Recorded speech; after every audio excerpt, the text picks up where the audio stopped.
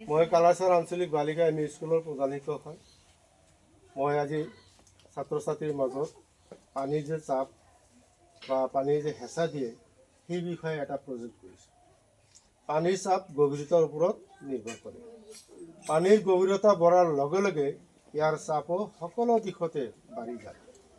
এই চাপ তিনি প্ৰকাৰৰ: নিম্ন চাপ, পাৰ্শ্ব চাপ আৰু ঊৰ্ধ্ব চাপ। ইয়াৰ উদ্দেশ্য কি? ছাত্ৰ ছাত্ৰীসকলক পানীৰ চাপৰ ধাৰণা, পানীৰ গভীৰতা সম্পৰ্কে অৱগত কৰোৱা। আৰু এই প্ৰজেক্টটো কৰিবলৈ হ'লে আমাৰ কিছুমান সঁজুলিৰ প্ৰয়োজন। সেইটো হৈছে প্লাষ্টিকৰ বটল এটা, প্লাষ্টিকৰ পাইপ, কেঁচি এটা, চুপি এটা,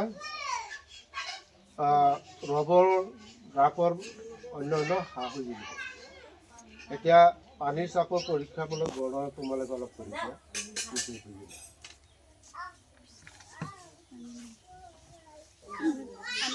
মোৰ নাম মমতা খাতুন। আমি এতিয়া পানীৰ সঁজুলি ইটো পৰীক্ষা কৰি চাম।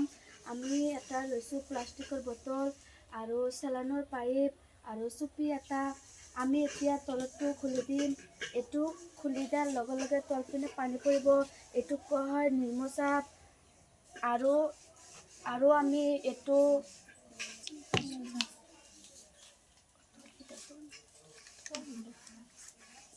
আমি এনেকৈ কৰি দিলোঁ।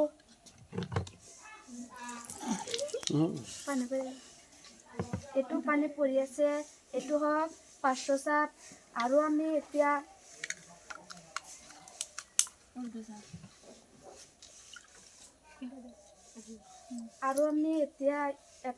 এতিয়া কৰি আছোঁ, এইটো হওক ঊৰ্ধ্ব চাপ। এইখিনি আমাৰ হ'ল পানীৰ সমূহৰ সঁজুলি। টাইটকৈ দিয়া। এতিয়া পাইছোঁ ওপৰফালে উঠিব। এই বটলৰ ওপৰফালে যে পানী উঠি আছে সেইটো হৈছে